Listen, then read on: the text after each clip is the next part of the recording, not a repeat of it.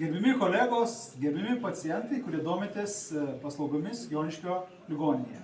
Mes esame dabartinėme fizinės medicinos reabilitacijos padalinyje, kurį mūsų komanda, meistrų, be jokių europinių pinigų, savo išgalėmis, žingsnis po žingsnio, pritaikė naujoms paslaugoms teikti.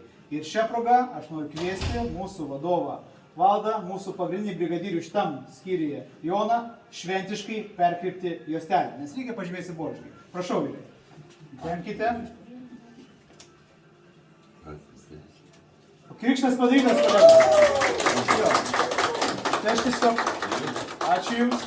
Noriu pasakyti, kad paprasto ligoniai savo išgalėmis mes atsinaujinom sienas, patalpas, įsirengėme kineziterapijos sales. Ir norime pasakyti, kad tai yra tiesiog pavyzdys, kaip galima tvarkytis, jeigu tik nori.